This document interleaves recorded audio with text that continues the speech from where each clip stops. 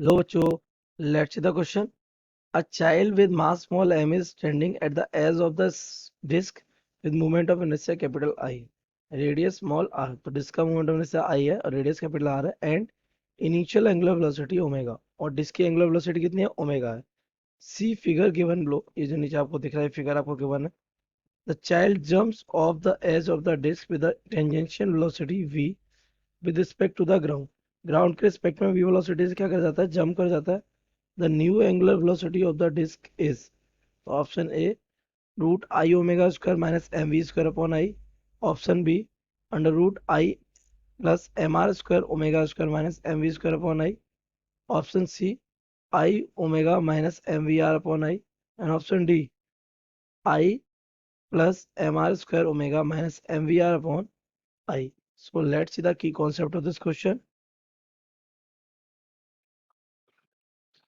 The key concept of this question is कि ये जो चाइल्ड है वो इस डिस्क पे क्या कर रहा है, रोटेशन कर रहा है. और जब ये यहाँ से जंप करेगा तो वो फोर्स इंटरनल होगा एक्सटर्नल नहीं होगा. तो there is no external torque.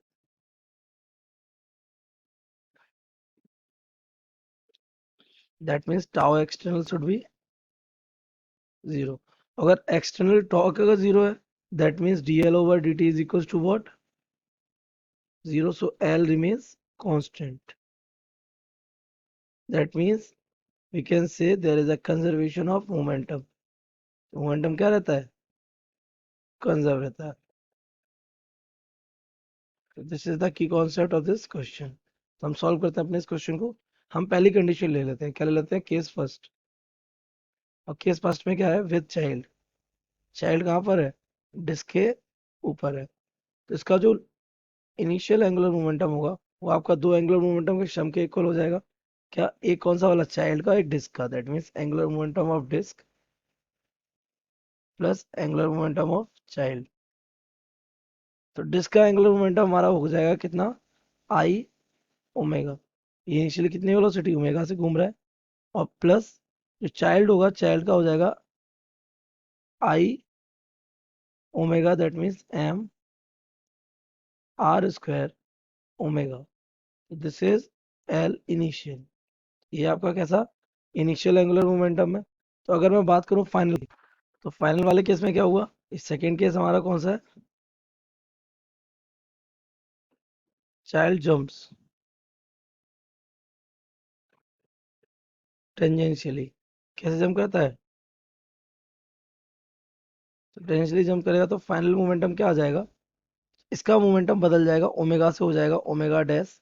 So this का momentum will be I omega dash plus, और इसका एंगुलर मोमेंटम चाइल्ड का हो जाएगा एम वी आर.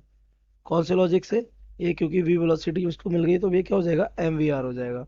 सो भाई conservation of momentum,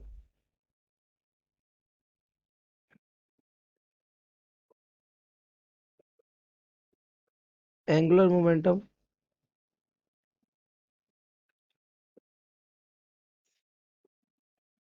we can say, क्या दिख रहा है आपको, L initial should be equals to the L final.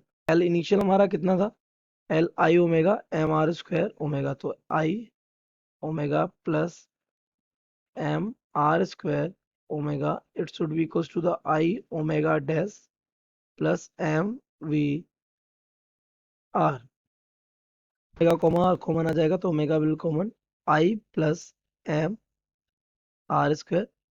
यहाँ से वही हो जाएगा I omega dash plus M V capital R. यहाँ से आई ओमेगा डैश आ जाएगा omega I plus M R square और माइनस का एम वी कैपिटल आर. तो यहाँ से अगर हम ओमेगा डैश कैलकुलेट करें तो omega dash will be equal to the, ये हमारा आर एच एस में क्या था, I omega I plus M R square. This becomes omega within bracket I plus M R square minus M V capital R, और I का क्या हो जाएगा, divide, so upon I. So this is the new angular velocity. If we match the option, then option D matches well. So we can say the correct option